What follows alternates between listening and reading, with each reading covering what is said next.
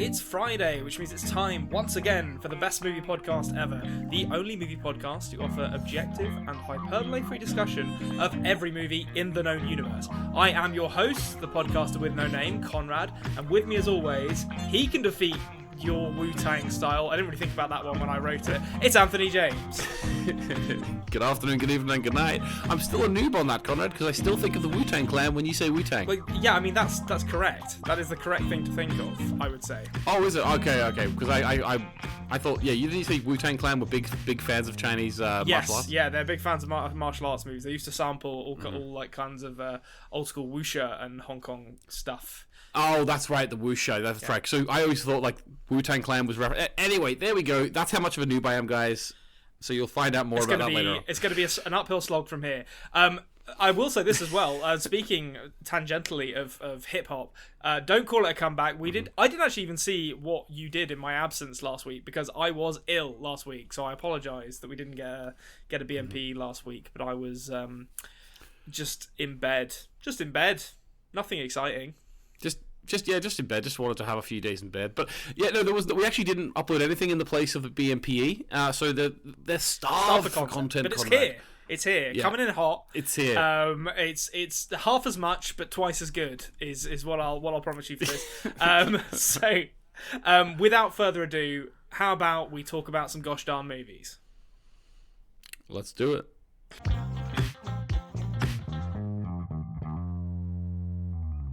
Movies. We're back. We're ready to talk about them. I'm recharged, and I have been watching a huge amount of Disney Plus content in the last week because I've been ill and in bed. And as luck would have it, one of them is the movie that we're going to talk about today. It's not really lucky, to be honest, because we did agree to do it. But but let's continue the fantasy. So this is a movie that. I'm going to say something potentially controversial here. Stop me if you disagree.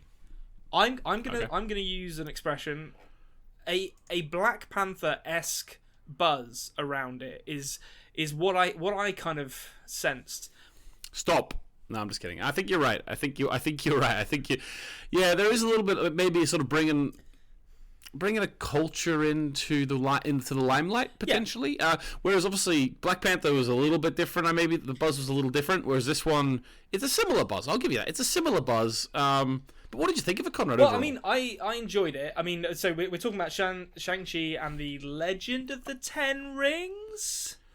Is that the full name of the title? No, there's no question mark on the end, but yes, that is the one. Yeah, that question mark was editorialized. I inserted that.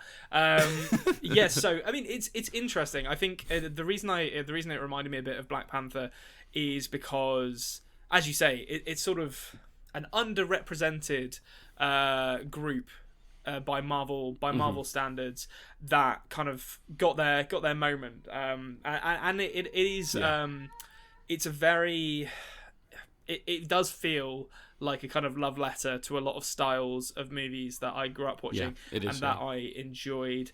And it's cool. And people seem to have responded to it as well, actually. I was reading back through the financials, as I often do. I'm a grown man. I read financial reports. And apparently it is the number one with a bullet, highest grossing movie this year. Just of all the movies.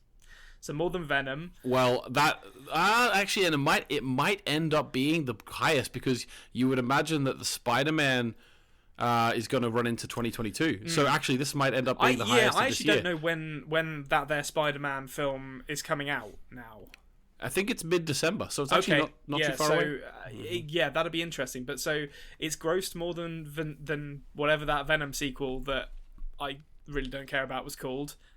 Carnage? Venom Something 2. About Carnage. Let there be carnage. Let there be carnage, yeah. Well, I haven't seen it, though. I haven't seen any Venom films, I will say. Although I am going to be watching them all before the new Spider-Man comes out because of spoilers. Okay. That first one was not good, but inexplicably made like $1 billion, so what do I know? A lot of people love it. I'm going to say a lot of people love it. Yeah. But yeah, so it beat that out. Black Widow, which I watched very recently as well, beat that out. Fast 9, No Time to Die, The Eternals. $224 million domestic, another 200 international as of the time of recording. A lot of money. That's a lot. That's especially in COVID times. That's a lot of money. Yeah, and I think it's an interesting movie. I'm glad they made it. I'm glad they made something that was so like unapologetically East Asian in its influences. Even if, as we'll kind of get into, it's maybe a little more lightweight than I would care for, and maybe has a few too many of the Marvel movie trappings, which I'll expand more on as we arrive at them. But let's talk about it. Let's get into it. Let's get into our discussion of Shang-Chi. Yeah, exactly. That was kind of, I set you up for a fall there because it sounded almost like I was inviting you to have a second break, and that wasn't what was happening at all. So I've not seen anything from this director before, Destin Daniel Cretton, but he is of Japanese. Bit of a cretin, that man. I'm sure he got that growing up. Just sure he got that growing up. Yeah. Who could possibly Cretin Bueller? Who could possibly resist? It's written by a bunch of people who I also don't know, so Andrew Lanham, David Callahan, and Cretton himself, and starring. I mean, it's got a pretty all-star cast, I have to say. But one thing I've noticed while watching a bunch of Disney movies in the past month is that if you're on the lookout for a young East Asian woman, kind of in her early to mid-20s, Awkwafina's who you call. Because my word, and I'm not criticising it. I like Awkwafina; she's very good at what she does. But my word, as it seemed like everyone has just hired Awkwafina in the last 12 months. She's going through like she's like a JGL moment. I always call it like a JGL moment because he was everywhere for like 2 or 3 years. But I will say it's sort of she's. Would you say she's typecast? I don't even know if she is typecast. She's a little, because she's always like the kind of quirky comic relief. I've not. Although there's a movie that's on Netflix at the moment, the name of which completely escapes me, but that seems like it's maybe more of a serious kind of dramatic role, which I could see her doing, because she could do in Raya and the Last Dragon. She had a couple of, even though it was still an animated movie and it was still comedy, there was some elements of that I thought were slightly more somber dramatically. So yeah, well, what I actually view it as, like, right, so obviously my go-to would be actually that she's like sort of the Helena Bonham Carter, I mean, she's so typecast, like, Helena Bonham Carter, we need a slightly crazed English woman who's sort of approaching middle age. Helena Bonham Carter, she has ruined a certain amount of films for me. It's one of those ones she stuck around too long, like Tim Burton. Well, but, not coincidentally, they both stuck around at the same time. Yeah, exactly. Kept casting her. I just never understood why the rest of the film industry said, "Well done, Tim, you casted well." Like, why was she in Les Miserables? Anyway, wasn't the worst casting in that film, I will say. But anyway, my point is that Awkwafina is. I view it as a positive thing that I see her everywhere, because it means that she's like, I like that they're making stars out of non sort of white American actors, and like the fact, like, maybe she is everywhere, but at the same time, it's like, that's cool, and then maybe we'll start seeing other Asian women everywhere, and that'll be great. And I think anything that levels the playing field even slightly is a positive, even if it's maybe slightly overkill in one actress's favor. It's better than nothing. So and she's a good actress, so I'm happy with it. So okay, so the story essentially, we start off in Shang-Chi with Tony Leung, whose character, I don't know if I ever learned his name in this movie, but the dad, Tony Leung, Mandarin. He's not Mandarin. He's something. He's is Zhu Wenwu, but he's sometimes called. Oh, okay, I completely missed that, because he is the he's the character of the Mandarin. It's just that they didn't really call him that. It's just like some people have referred to me as. Oh, he did have that line later on where he's like joking about how it's kind of a racist name, and it is a racist name, so that's good.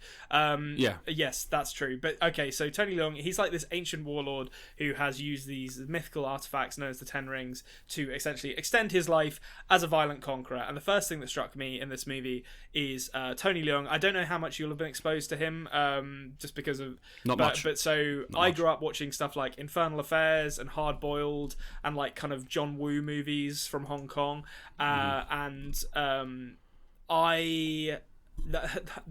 I was surprised. Like neither of them are really kind of martial arts movies. Although John Woo has that kind of like balletic gun violence that The Matrix kind of cribbed from.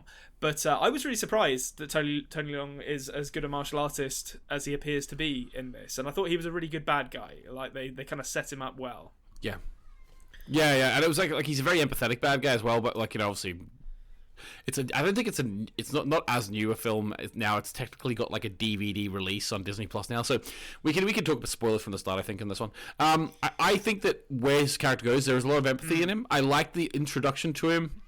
Like he's been alive for so long. I would have liked a little more explanation as to like how he got the rings.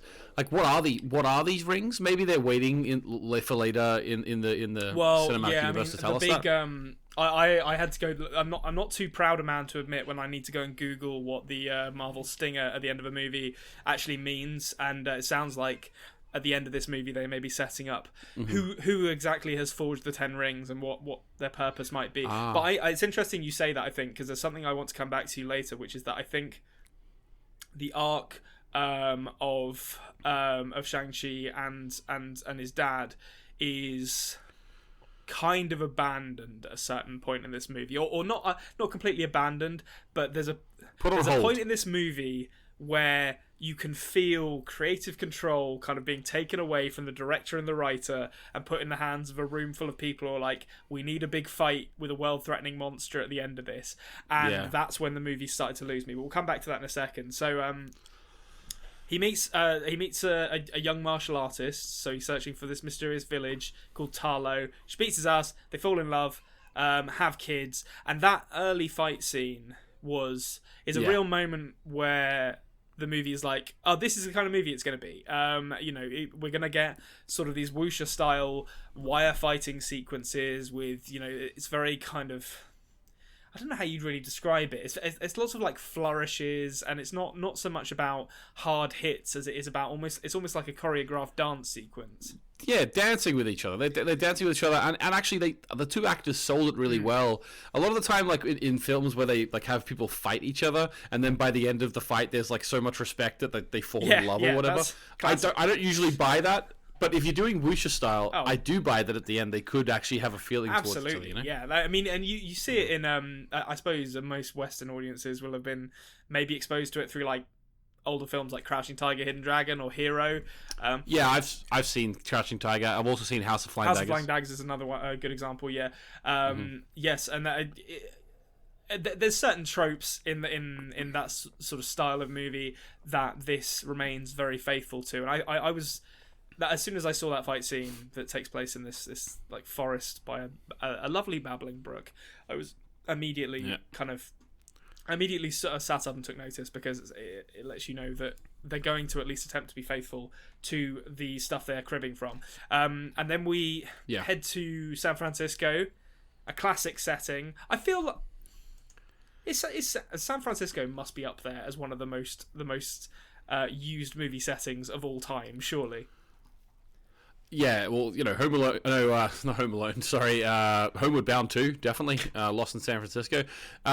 There's the list. San Francisco is really used a lot. Maybe it's because it's like we don't want to use Los Angeles.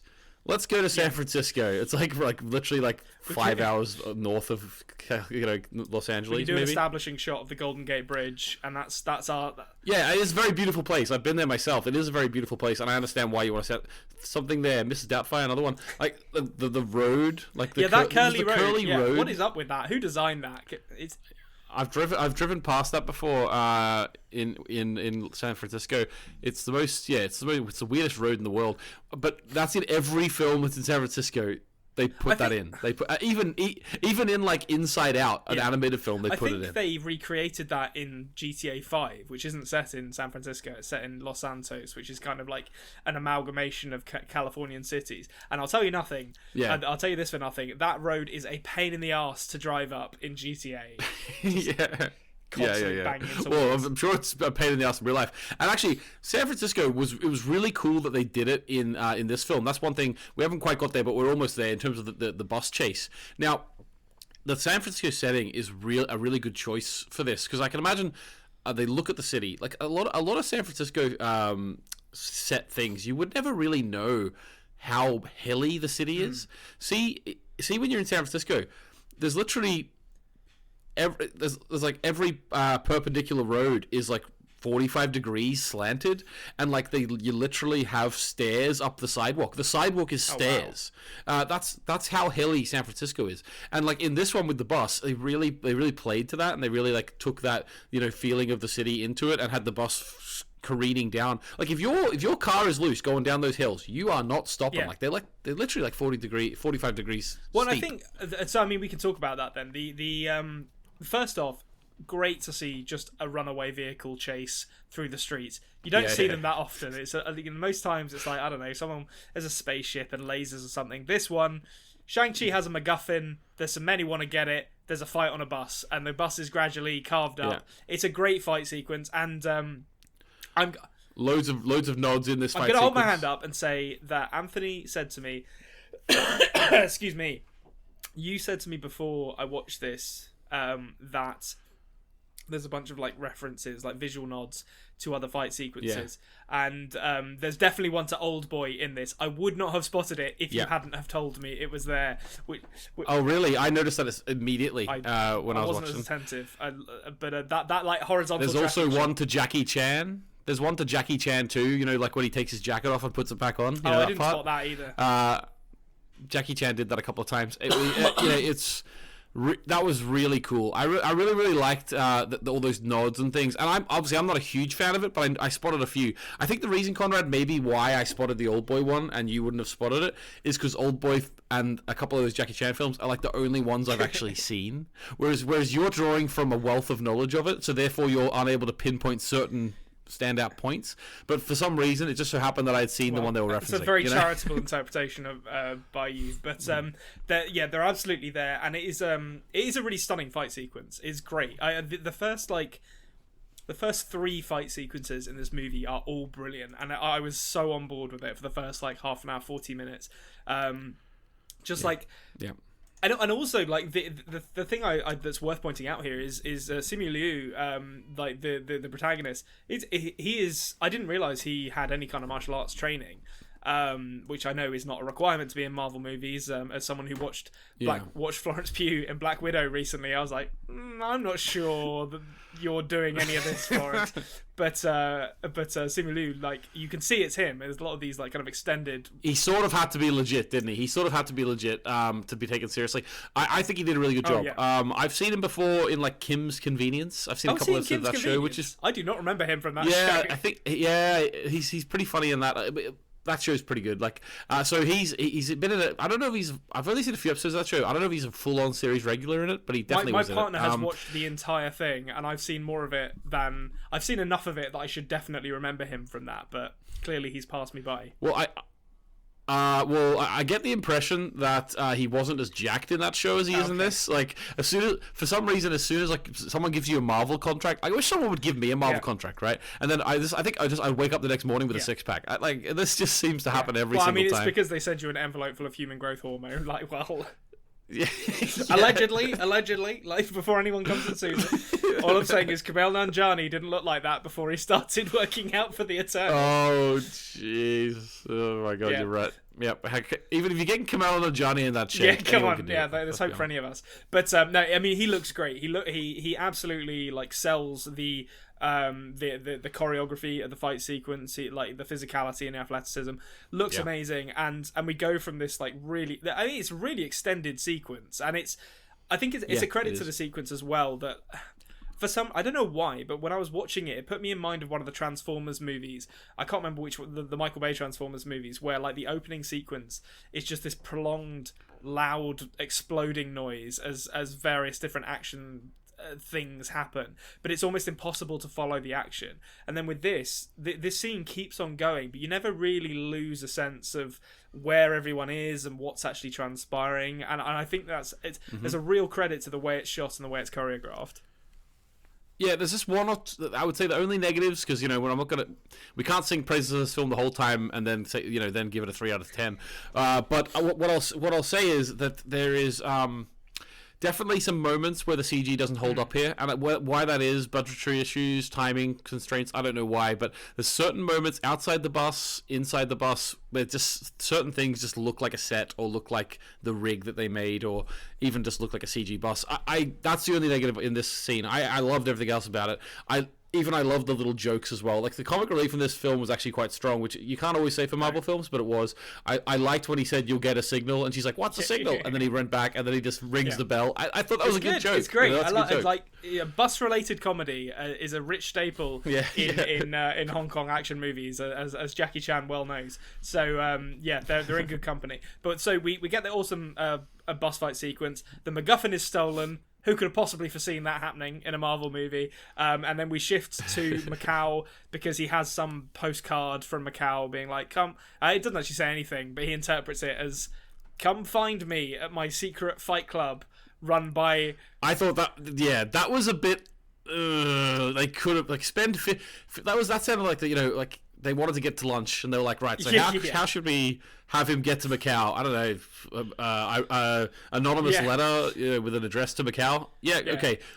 That was a bit stretchy to me. That was a bit like, let's get to the next. And you can tell why, because I mean, there's a fight sequence between him and his sister, who it turns out he abandoned back at the assassin training camp that his dad ran. What was there anyone who saw this film? And this is the point where, I don't mind obvious story beats, but was there anyone from the age of 3 years old up to 80 years old who watched this scene and didn't say to themselves, "I bet he's going to fight his sister"? Oh, I mean, it's like, was there it's anyone? Signposted, but I mean, it's this. You know, we say that, but you know, they signposted that Hulk Hogan was going to fight Macho Man at WrestleMania 5, 4. Whichever one the Mega Powers collided at.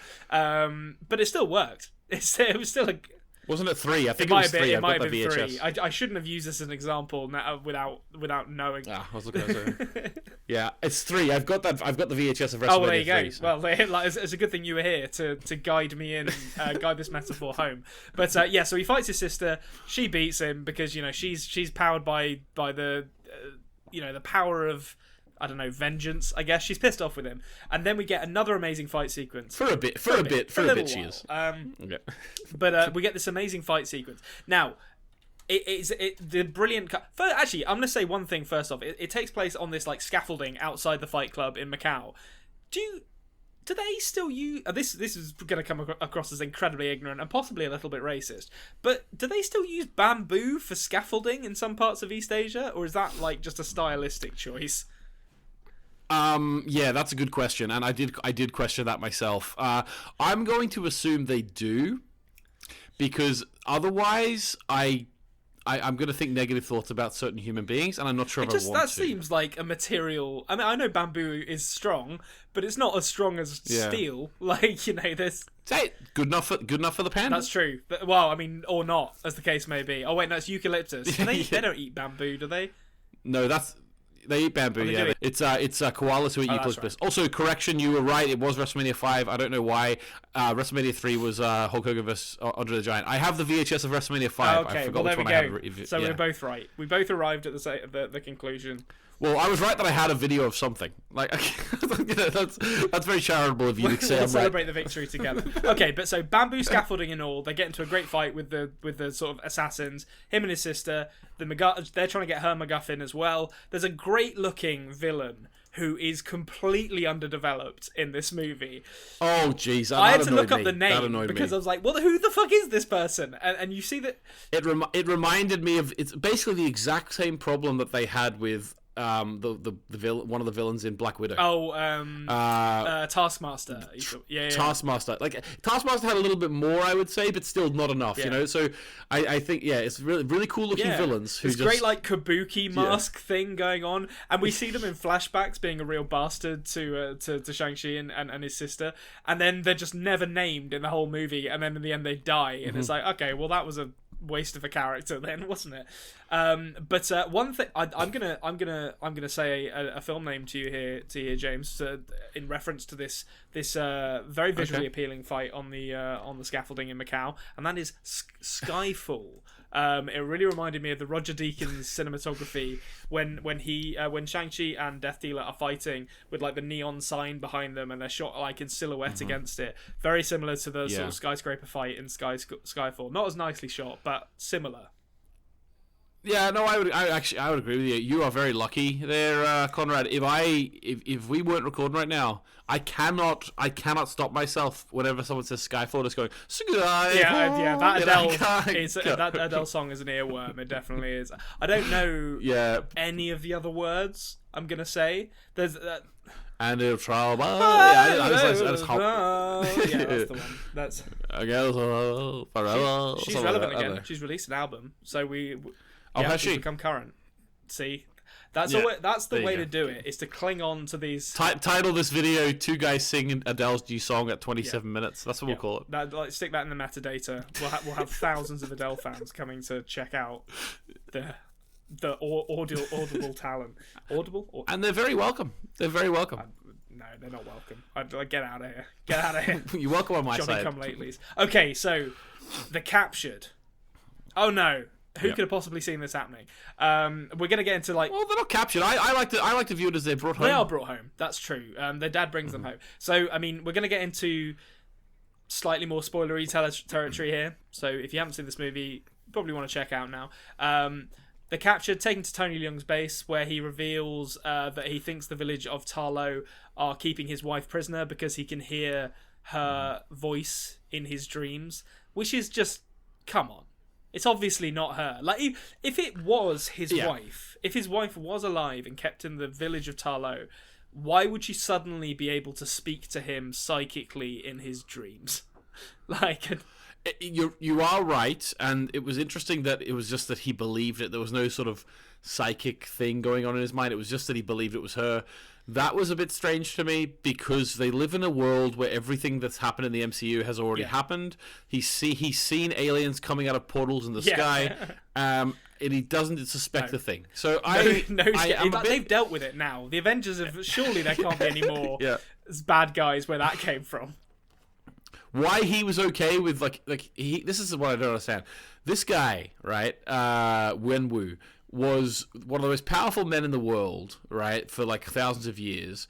All of a sudden, these Avengers come out, and then there's a lot of aliens come to Earth and all. Does he not at all worry that if the Avengers lose, that he's going to lose his power on Earth because his power is only there if the Earth society is there? So why was he being quiet this whole time? Yeah. Why was he not coming with his 10 rings and beating the crap out of those aliens in Avengers 1? I mean, I feel like they do that. They've done that a lot since they've started like plugging things in after the Avengers movies. I never actually saw it, but I always felt like it was the case with Captain Marvel, where it's sort of like, why wasn't Captain? I'm sure they explain it in Captain Marvel, but Captain Marvel was like a prequel, and then she basically. What was she about for the first Avengers? Like, why did she help? Well, because she's not actually. Well, she's originally from Earth, but she actually lived most of her life in on planet Kree and stuff. So she actually just went back to where she was. Did she not come back for a holiday just for like a week, like that for that week?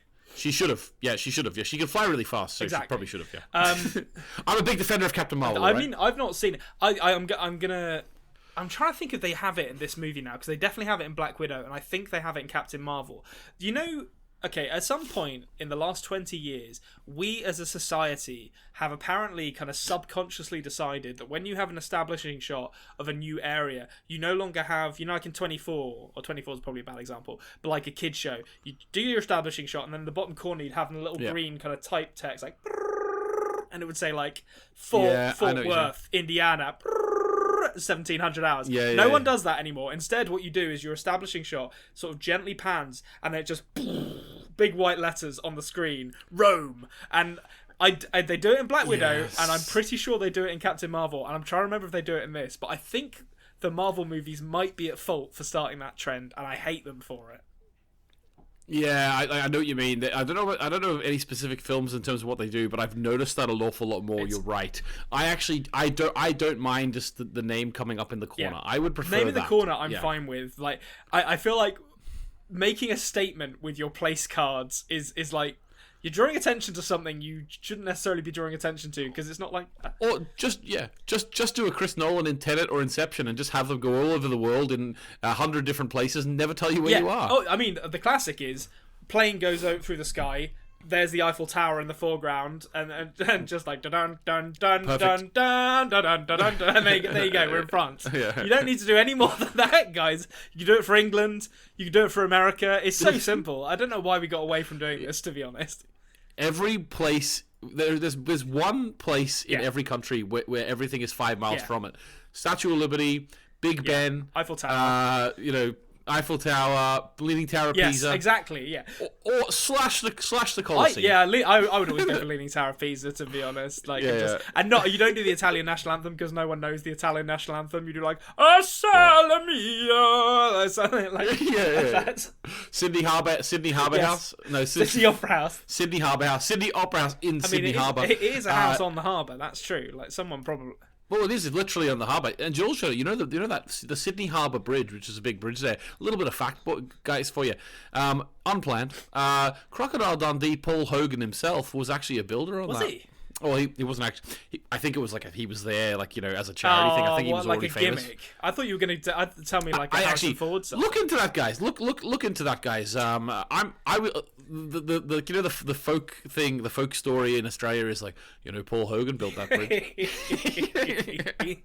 Oh, that's great. I thought you were going to tell me that this was like a Harrison Ford on Star Wars situation where he was just a carpenter on set, and then they made him the lead of the movie, which isn't really how that happened. Well, I would believe that Paul Hogan was a man who worked on a bridge before he became Paul Hogan famous. was just a brickie until he made Crocodile Dundee. You call that a bridge? That's not a bridge. I can't remember any other lines from Crocodile Dundee. Now that you've said that, I can't respond to it. That's the one. That's the one, isn't it? Walking on people's shoulders to get back to the woman you love. That's from 1 or 2. I can't remember. It's been a while. It reminds me of a part of Mario Odyssey, so it's pretty. There you go. That's a good company to be in. Okay, speaking of building bridges, the kids. I'm not sure. Okay, so this is the point in Shang-Chi and the Ten Rings where I think the movie starts to lose itself. You get and I think you have a different opinion to me about this. It's nuanced. So I'll get into it. The kids escape from their dad's clutches in an action sequence that is kind of just a big mess, but they get away and it's fine. But it's when you compare it to like the sort of the very kind of fist fighty wide angle shot, real focus on choreography kind of stuff that's gone before it. It felt like a bit of a noticeable move away from that. And then they turn up in Tarlo, and this bit is amazing. So I think this is the bit that you and I agree on. The way that they have designed Tarlo with like the kind of mythical animals, the Ninetales looking fox thing, the big tigers, what about Trevor Slattery's little pet? What's that little thing called again? I don't know. What is that thing's name? It's like he calls it some weird name. It's like essentially like the cute pet. I mean that was. I'm gonna say. I said the comic relief of this film is pretty good. Ben Kingsley was great in this. Kingsley, fair play to him. Like I'm normally I was like this with Black Panther. I was a bit like it with this, where I was like, okay, yeah, because the audience needs a white guy, so we got to get one of them in, in there. But Ben Kingsley absolutely knocked it out of the park with his fight in this. Well, have you seen Iron Man 3? You know the reference. Yeah, I have. He was I've only seen it once, and I don't remember particularly liking it. So Okay, yeah. It was my least favorite of the 3 Iron Man 2, but it was basically he was playing the Mandarin, right. And then you found out he was an actor. But I'm just like, we'll move on from him because there's not much to say other than he was hilarious. But particularly the moment where he's talking about why he wanted to be an actor, about like Planet of the Apes, and like saying, was like, I can't believe it. They weren't really those gorillas weren't actually riding horses. Yeah. They were just acting. Yeah. That is. I want to believe that Ben Kingsley believes that that's true, and that's the thing that made him become like this Shakespearean actor. Is Planet of the Apes, and somehow they convinced those monkeys to act like they knew how to ride horses, not actually ride horses, act like they know how to ride horses. So good. But yes, so Ben Kingsley is hilarious in this, a worthy addition to the cast, I think it's safe to say. and the way they depict Ta Lo, I think, is beautiful. I was very into it. The lion things. What do you call yeah, those like the things? big kind So of cute. big liony tiger looking things, all amazing. And we cool. get Michelle Yeoh as their aunt, who turns up, kind of trains them how to use the I don't even know what they don't really have a name for it, to be honest. Just like learn like the kind of martial arts and yeah, like the wind bending sort of thing. Like you know? they're the last airbenders. Yeah. She teaches them how to do that. It's great to see Michelle Yeoh in a role that reminds people that once upon a time, in fact she still is, she was a martial arts badass and not just the mum from Crazy Rich Asians, which I think a lot of people kind of associate her with. Also, Star Trek Discovery. Yeah, I have heard. I think it's in fact you that's told me that she's good in that. I've not seen any Star Trek Discovery. Star Trek Discovery is a mixed show, but she's good. Yeah, she's I mean, she's always money, Michelle Yeoh. Okay, so that all that Ta Lo stuff is cool, and I think it's visually very, very appealing, and it makes it all the more frustrating to me when you can feel Disney get its greasy little fingers into this movie and be like, no, we can't just have Shang-Chi fight his dad at the end of this movie and have it be like a really kind of like emotional confrontation. There has to be a world-threatening monster. There have to be smaller monsters / aliens / robots. Excuse me. For other people to fight. Like, we have to have this big action mulch at the end of all of our movies. And I hated the final act of this because of that. The action just, it goes from being this really clear, crisp martial arts to just the same thing you've seen 25 times before. And you know, I really liked it in the original Avengers movie. The first time you see it and you get the scale of the fighting and the destruction, it's really appealing. But they've done it so many times, and it's just like, ugh. Could you not have just done like the proper martial arts movie conclusion where your two main martial artists fight each other and have a really cool fight sequence, and then one of them wins and the movie ends? And apparently that was too much for Marvel. Yeah. I do agree with you on that point. I will say that. I think as a way that the story ends, how many, like, this is what it sort of takes me out of it a bit, like how many world-ending threats exist, you know? And I know we need a lot of them. I know we do, but this world-ending threat should have been in like the third Shang-Chi movie. Yeah. Why? Where is this going to build to if this is the first thing that this superhero had to come up against? And I think they rushed to it as well. They like kind of. They establish. I can't remember what it's called because it's so thrown away. It's like the faceless one or something like that. The whatever it is, it's like 20 minutes worth of build for this world-ending threat, and then they fight and they beat it, and that's the end. And it's just like, I think like thematically and narratively, it doesn't. It's unnecessary. Like the confrontation is between Shang-Chi and his dad. That's the fight that you need to have there, and the sort of redemption arc for his dad. I don't know how you felt about it, but it really didn't work for me at all. I know exactly what you mean. I will say the reason why I have mixed feelings about it is because for me, the aesthetic, guys, you know, I'm a wee Borzu guy, right? The aesthetic of Ta Lo was enough for me to get through. Borzu factor through the roof. See that bloody dragon? That bloody dragon that came out of the water. I loved that thing. I just like the way it moved, and I've never seen that. Like a lot of, obviously the CG done on it was amazing because it's Disney. So I've never seen such a high quality, high budget version of a Chinese dragon like that, and it just had me. I just loved it for that reason. And I sort of let that other crap go. Like I agree with you fully. The end of this film needed to be, you know, in a bloody alleyway with his dad versus him. You could have had it in Ta Lo. Had it in Ta Lo, or you could even have had it like up on their Sky City thing they had, like the Sky Base. Yeah, like, that'd been good. I know what you mean. Like, yeah, they should have had it. I think that one of the biggest problems for me in terms of the lack of build for this was, think about a normal film where you have this eventual threat. They sort of wanted to hold back that Ta Lo was properly existed and was this magical world. But in a normal film, not a normal film, but in a different film that did this successfully, the opening sort of story like in Lord of the Rings, the opening story is about the fight at Mordor. The opening story here was about Wenwu going through the years, but the opening and the Ten Rings organization.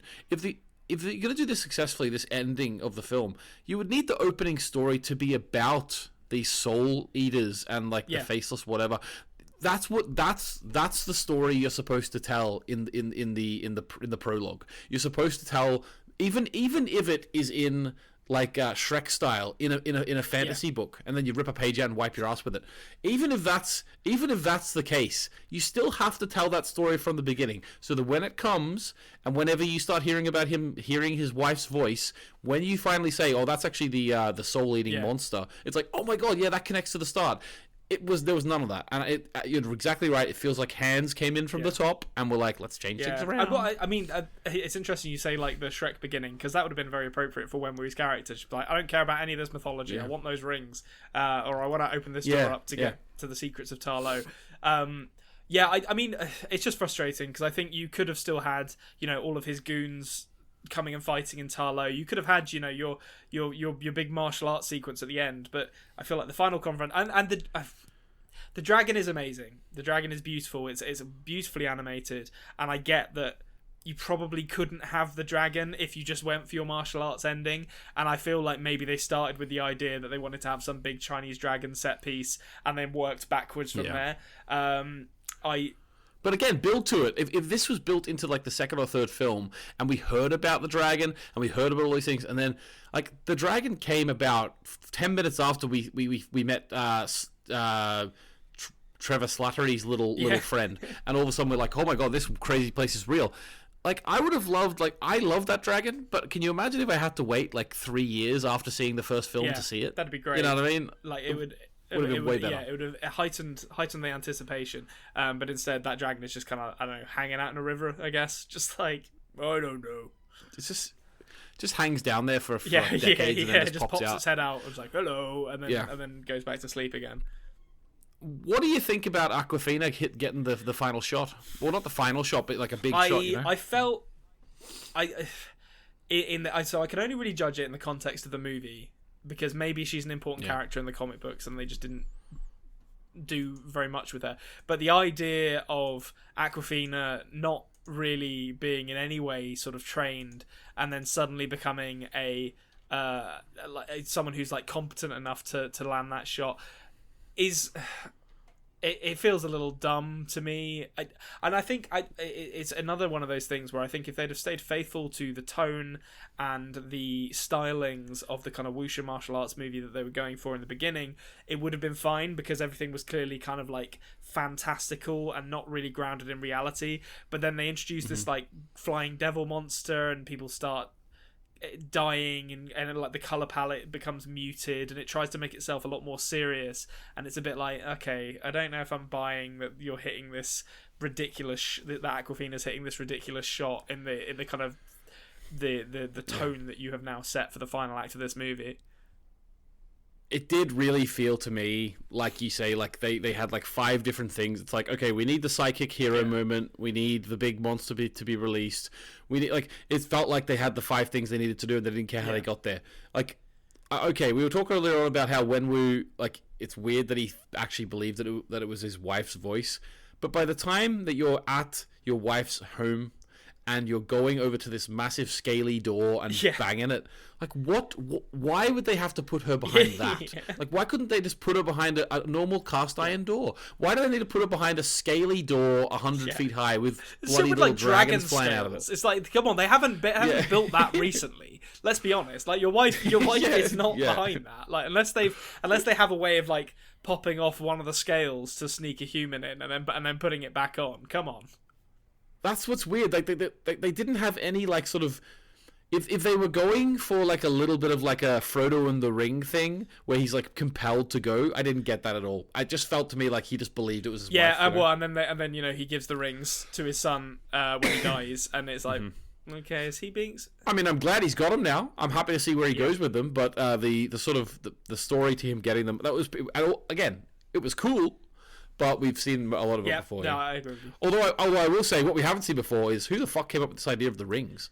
this is a really weird weapon they've come up with here. I was watching this thinking, how the hell do you come up with this? These rings that fly off your hands and come back and actually physically push things. This is crazy. You want to watch yourself some Kung Fu Hustle if you want to see some ring work. There's a great character. Like the premise of that movie is essentially that Stephen Chow tries to rob a small apartment block full of people, and then gets this like gang involved, and there's like 3 old guys who are like masters of the martial arts who like live in secret there, and one of them is a tailor, and when the gang attacks, he pulls down a curtain and sticks the curtain rails on his arms and starts doing the rings from the curtain rails on his arms and does the ring stuff. It's very, very good.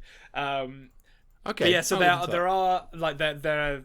I don't really understand how it works as a weapon, but I know that it's been in a lot of films like that for a long time. So maybe it was used functionally at one point. I don't understand how that would happen, but whatever. It looks cool. All right. Okay, so let's get right down to brass tacks. Get down to brass curtain rail rings. A rating. A rating for this one. Yeah. We've got to do it. We've committed ourselves to doing it. How would you rate Shang-Chi and the Legend of the Ten Rings? I enjoyed it. I think that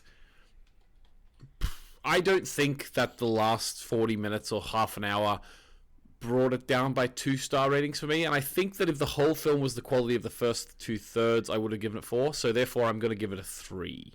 I that's how I'm sort of coming to it. I think there was enough good in the first half to be like a good film. Yeah. You know what I mean? I enjoyed it. I'll probably watch it again. I'm gonna give it 3. I agree with that. I think it was on track to be a 4-star movie. It was on track to be one of my favorite Marvel movies, to be honest. And then that ending dragged it down a bit, but it's still good. 3 stars I think is fair. And I apparently am the only person in the universe who watched Black Widow and thought it was a terrible movie. So I watched that yesterday and I was like, okay, yeah, in the context of that, this is definitely a 3-star movie, because Black Widow, I would say, is a 3-star movie as well. Black Widow, say what you want about it, it was just bog standard Marvel film. I know this isn't about Black Widow, folks, alright? Just settle down. Let me have this moment.